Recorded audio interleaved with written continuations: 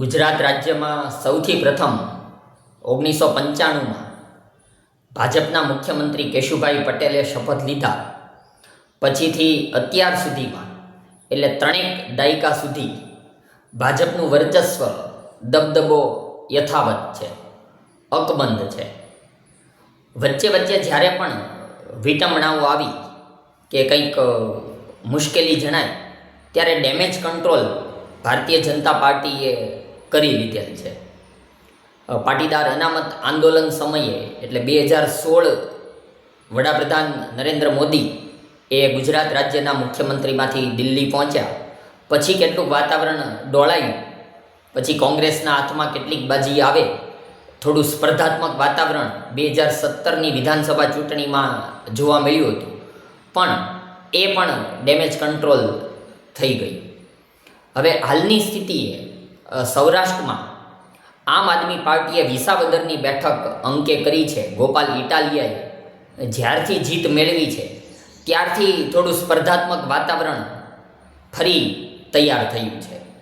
તો તેના ભાગરૂપે એ ભારતીય જનતા પાર્ટી એડવાન્સમાં પ્લાનિંગ કરી લે અને અત્યારે હાલમાં જે સ્થાનિક સ્વરાજ્યની ચૂંટણીઓ આવવાની છે, જિલ્લા પંચાયત, તાલુકા પંચાયત, મહાનગરપાલિકા, તો એ ચૂંટણી માટે ભારતીય જનતા પાર્ટી અત્યારથી તૈયારીઓ શરૂ કરી દીધી છે.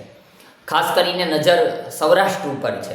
છેલ્લા ટૂંકા ગાળામાં વડાપ્રધાન નરેન્દ્રભાઈ મોદીની એ ભાવનગરની મુલાકાત, આમ તો લોથલનો કાર્યક્રમ હતો પણ મુલાકાત ભાવનગર ગોઠવાઈ. એ જ પછી તરત જ 2 દિવસમાં ગૃહપ્રધાન અમિતભાઈ શાહની એ રાજકોટની મુલાકાત અને પછી તરત જ મુખ્યમંત્રી ભૂપેન્દ્રભાઈ પટેલનું દિલ્હી આવન જાવન થયું અને મંત્રીમંડળની નવી રચના થઈ. પણ આ બધી રણનીતિઓમાં સૌરાષ્ટ્ર એ કેન્દ્રબિંદુમાં જોવા મળે છે અને તેના કારણે હવે જે સ્પર્ધા જે ચૂંટણીઓમાં થવાની છે એ કોંગ્રેસ કરતાં આમ આદમી પાર્ટી અને ભારતીય જનતા પાર્ટી સાથે એ બંનેની વચ્ચે સીધી સ્પર્ધા જોવા મળે તેવું અત્યારનું વાતાવરણ છે. જે પાટીદાર અનામત આંદોલન પછી 2016 પછી 2017માં એ ભાજપ અને કોંગ્રેસ વચ્ચે જે સ્પર્ધા જોવા મળી હતી, 2017ની વિધાનસભાની ચૂંટણીઓનું પરિણામ હતું. સવારમાં 10:30-11નો સમય થયો હતો. એ સમય બરાબર યાદ છે કે ત્યારે કોંગ્રેસ અને ભાજપ એક સમયે આવું છેલ્લા 3 દાયકામાં ક્યારેય જોવા નથી મળ્યું. એ રીતે બંનેની બેઠકો એ 90-95 એ ચાલતી હતી. એક સમય એવો પણ હતો કે કોંગ્રેસની બેઠકો 95 સુધી પહોંચી ગઈ હતી. 182 વિધાનસભાની બેઠકો છે, પણ એ 2017ની વિધાનસભા ચૂંટણીમાં 10-10:30 ચૂંટણીઓના પરિણામમાં પ્રથમવાર આવું જોવા મળ્યું હતું. એટલે કોંગ્રેસને એ સમયે તો 64, 65, 67 જેવી બેઠકો પણ સારી એવી આવી હતી. પણ પછી છેલ્લા દાયકાથી કોંગ્રેસનું અત્યારે તો પછી 8 વર્ષ થવા આવ્યા. હવે તો 2027માં 10 વર્ષ પૂર્ણ થશે 2017ની વિધાનસભા ચૂંટણીને. પણ એ દસકામાં પછી કોંગ્રેસ કંઈ ધારી સફળતા મેળવી શક્યું નથી. એટલે ભારતીય જનતા પાર્ટી ખૂબ સારી રીતે ડેમેજ કંટ્રોલ કરી જાણે છે. હવે વાત અત્યારની છે કે જે સ્થાનિક સ્વરાજ્યની ચૂંટણીઓ આવવાની છે ને સૌરાષ્ટ્ર ઉપર નજર છે. સૌરાષ્ટ્રના જે ચૂંટણી પરિણામો હોય છે તેમાં મુખ્ય 3 જ્ઞાતિ સમુદાયની અસર જોવા મળતી હોય છે. સૌથી પ્રથમ છે પાટીદાર સમાજ છે, ઉપરાંત કોળી સમાજ છે, ઉપરાંત ક્ષત્રિય સમાજ છે. આ 3 સમાજનું જે કંઈ પણ મતદાન થતું હોય છે તેના ઉપર તમામ રાજકીય પક્ષોની નજર હોય છે. આ 3 સમાજનું મતદાન જે તરફી વધુ થતું હોય છે એ સામાન્ય રીતે ચૂંટણીઓ જીતે છે.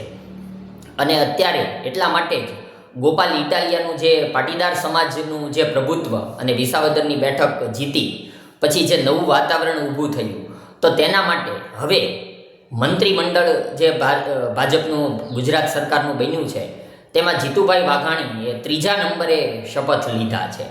એટલે હવે પાટીદાર સમાજમાંથી ગોપાલ ઇટાલિયાનું જે લેઉવા પટેલ સમાજમાંથી છે બંને નેતાઓ, તો તેની સામે સીધી સ્પર્ધા હવે જીતુભાઈ વાઘાણી અને ગોપાલ ઇટાલિયા પાટીદાર સમાજના નેતાઓ વચ્ચે સીધી સ્પર્ધા જોવા મળશે. અને બંને પોતપોતાના રાજકીય પક્ષોને કેટલી સફળતા અપાવી જાણે છે એ બંનેના પરફોર્મન્સ ઉપર જ જોવા મળશે. આમ પણ બંનેનું જે મૂળ છે એ ભાવનગર જિલ્લા સાથે જોડાયેલું છે. ગોપાલ ઇટાલિયા પણ મૂળ એ ભાવનગર જિલ્લાના ઉમરાળાના છે. એ જ પ્રમાણે જીતુભાઈ વાઘાણી પણ એ ભાવનગર જિલ્લાના મૂળે સિહોર તાલુકાના છે. અત્યારે જીતુભાઈ વાઘાણીની વિધાનસભાની બેઠક એ ધારાસભ્ય એ 2012 ભાવનગર પશ્ચિમ વિધાનસભાના ધારાસભ્ય છે અને ગોપાલ ઇટાલિયા એ વિસાવદરથી ધારાસભ્ય છે. પણ બંનેનું મૂળ એ ભાવનગર જિલ્લો છે. બંને લેઉવા પટેલ સમાજમાંથી છે અને બંને એ પોતપોતાના સમાજમાં એ સારું એવું પ્રભુત્વ દિવસે દિવસે વધારી રહ્યા છે. બંને ખેતીવાડી સાથે જોડાયેલા છે. એટલે આગામી સમયમાં આ બંનેના પરફોર્મન્સના આધારે બંને પક્ષોને કેટલો ફાયદો થાય છે તે જોવાનું રહેશે. અત્યારે હાલની સ્થિતિએ એટલા માટે જ આ ત્રણેય જે જ્ઞાતિ સમુદાયો છે તેમને મંત્રીમંડળમાં મહત્ત્વ આપવામાં આવેલું છે. પાટીદાર સમાજમાંથી એ જીતુભાઈ વાઘાણી છે, જોકે જયેશભાઈ રાદડિયાનું નામ છેલ્લી ઘડી સુધી આગળ ચાલ્યું અને તેમને મંત્રીમંડળમાં સ્થાન મળ્યું નથી. એ મુદ્દાને લઈને એ ભાજપને કેટલું નુકસાન કે ફાયદો કે શું થાય છે આગામી દિવસોમાં ખ્યાલ આવશે. પણ અત્યારે હાલની સ્થિતિએ એ પાટીદાર સમાજની સીધી જવાબદારી એ જીતુભાઈ વાઘાણી પાસે સૌરાષ્ટ્રની રહે. એ જ પ્રમાણે કોળી સમાજની જવાબદારી એ પુરુષોત્તમભાઈ સોલંકી અને કુંવરજીભાઈ બાવળિયાને એ મંત્રીમંડળમાં સ્થાન આપવામાં આવ્યું છે. એટલે સ્વાભાવિક જ એ બંને ઉપર એ કોળી સમાજની જવાબદારી રહેશે. એ જ પ્રમાણે સૌરાષ્ટ્રના ક્ષત્રિય સમાજની જવાબદારી એ રીવાબા રવિન્દ્ર જાડેજાના શિરે રહેશે, કારણ કે તેમને પણ પ્રમોટ કરીને ધારાસભ્યમાંથી સીધા તેમને શિક્ષણ વિભાગના રાજ્યકક્ષાના મંત્રી બનાવવામાં આવેલા છે. એટલે આ ત્રણેય મંત્રીઓ ઉપર એ ભાજપની પોતપોતાની જ્ઞાતિ સમુદાયની જે વોટિંગ સિસ્ટમ છે અંકે કરવાની જવાબદારી છે.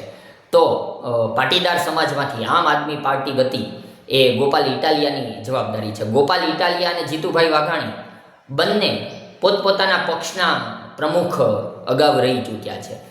ગોપાલ ઇટાલિયા એ 2020થી 2023 સુધી આમ આદમી પાર્ટીના ગુજરાત રાજ્યના પ્રદેશ પ્રમુખ હતા. તો એ જ પ્રમાણે જીતુભાઈ વાઘાણી એ 2016થી 2020 સુધી એ ભારતીય જનતા પાર્ટીના ગુજરાતના પ્રદેશ પ્રમુખ હતા. એટલે આ બધા સમીકરણોને ધ્યાનમાં રાખીને હવે સૌરાષ્ટ્રની જે સ્થાનિક સ્વરાજ્યની ચૂંટણીઓ યોજાવાની છે, આમ તો આખા ગુજરાતમાં યોજાવાની છે, પણ સૌરાષ્ટ્રની જે ચૂંટણીઓ થશે, કારણ કે અગાઉ 2015થી 20નો જે સમયગાળો હતો એમાં ગ્રામ્ય સ્તરે એ ભારતીય જનતા પાર્ટીને નુકસાન થયેલું જોવા મળેલું છે. સૌરાષ્ટ્રના અનેક જિલ્લાઓમાં અનેક જિલ્લા પંચાયતો એ ભાજપે ગુમાવી હતી. 2015થી જિલ્લા પંચાયતની નવી રચના થઈ, તેમાં ભાવનગર જિલ્લાની જિલ્લા પંચાયત પણ કોંગ્રેસે હાથમાં લઈ લીધી હતી.